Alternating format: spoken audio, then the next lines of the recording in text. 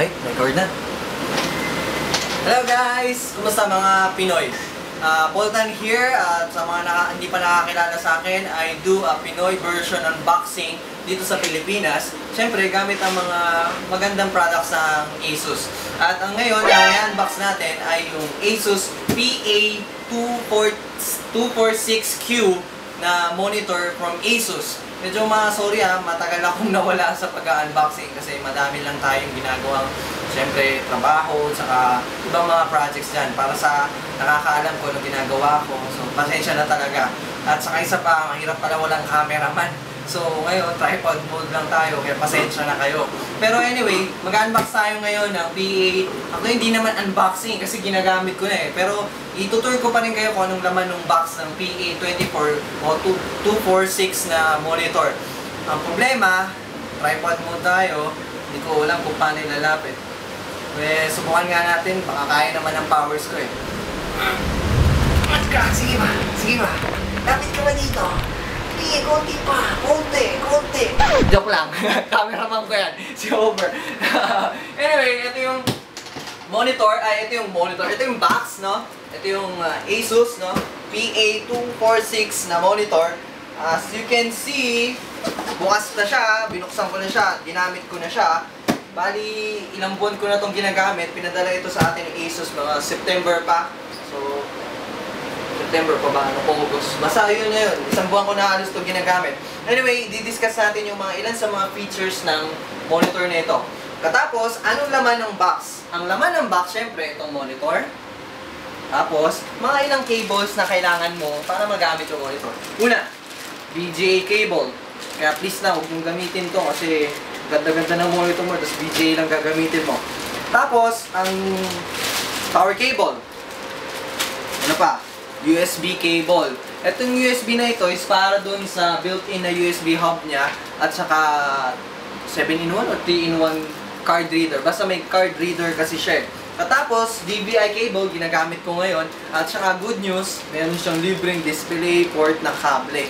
So, very nice. Pwede kayong gumamit niyan sa Infinity mode or kaya sa NVIDIA Surround.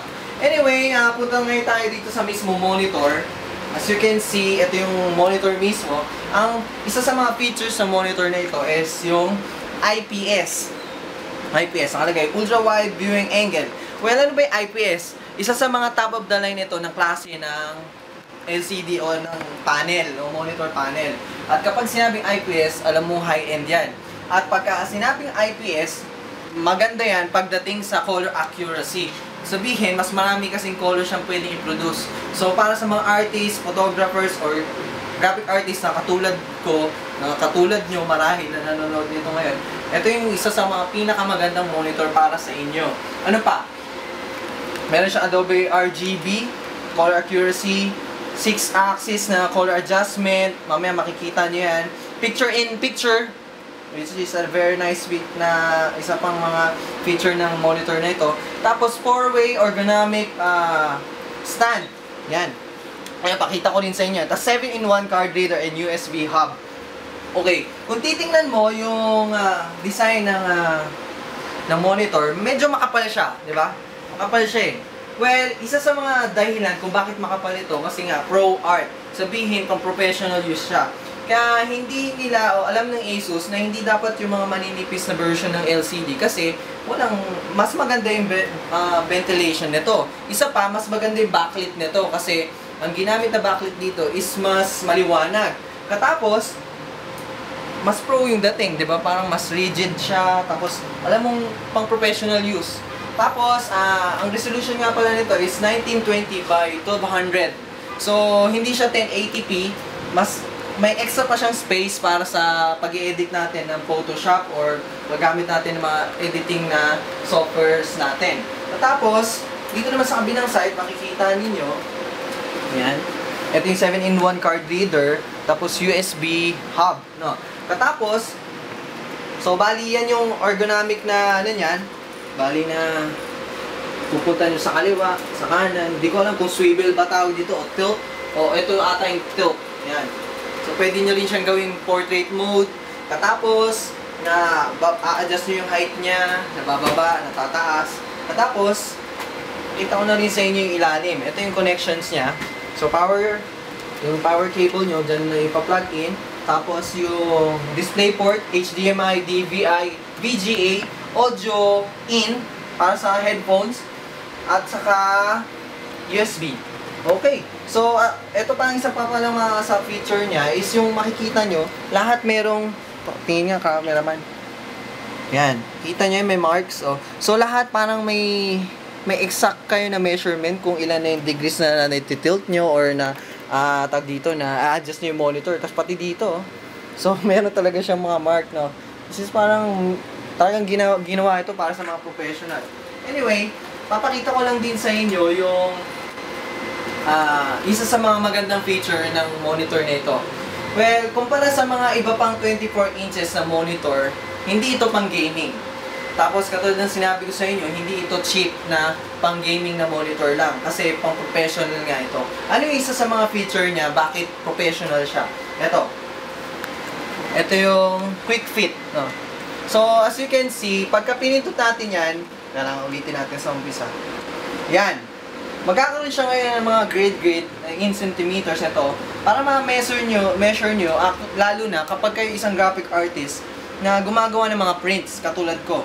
So, ito yung sample natin. Ito yung ginawa ko lang kanina para sa isang client ko na restaurant. Nagpapagawa siya ng brochure. So, para makita mo kaagad, anong advantage niyan pagka may ganyan?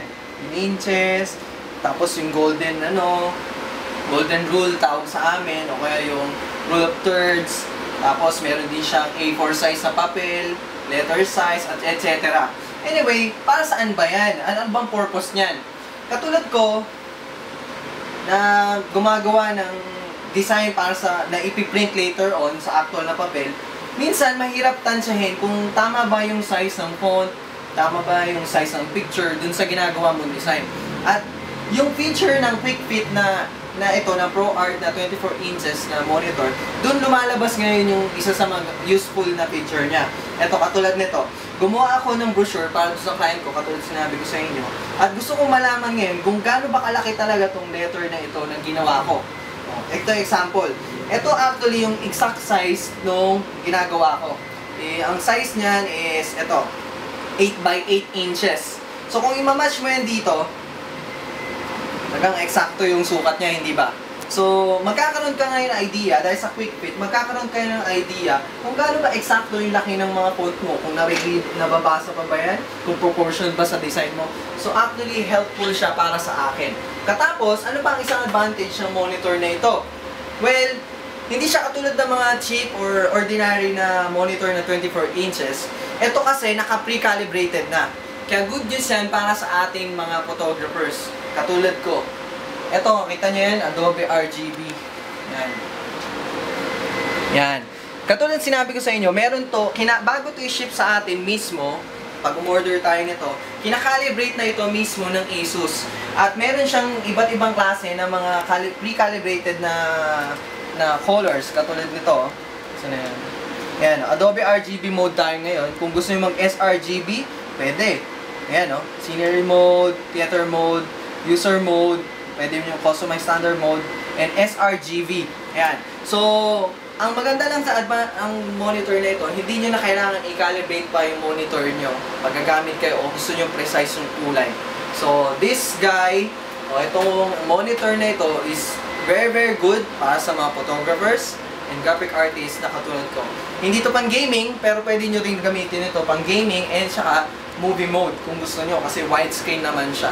So yun lang yung ating review ng ASUS na ProArt series na 24 inches o 246Q na IPS panel from ASUS. At sana nagustuhan ninyo yung video ko.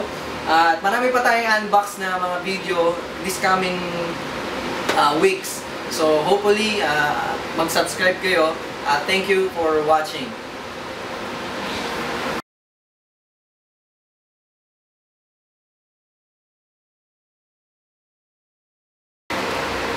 Hi guys! Nagustuhan niyo ba yung t-shirt na sinusuot ko, lalo na sa mga past review na Pinoy unboxing? Well, para maka-order kayo ng mga customized shirt, punta lang kayo sa Show My Shirt page sa Facebook Sa Facebook, punta lang kayo sa Show My Shirt Facebook at i-like nyo kami. Tapos makakita kayo doon ng mga sample ng shirt namin na customized, lalo na sa mga PC-related na shirt. So, kung addict kayo sa mga PC na tulad ng Asus, ng ng Razer, ng mga shirt, punta lang kayo dito at pwede kayong order at magpagawa ng customized Show My Shirt. Thank you!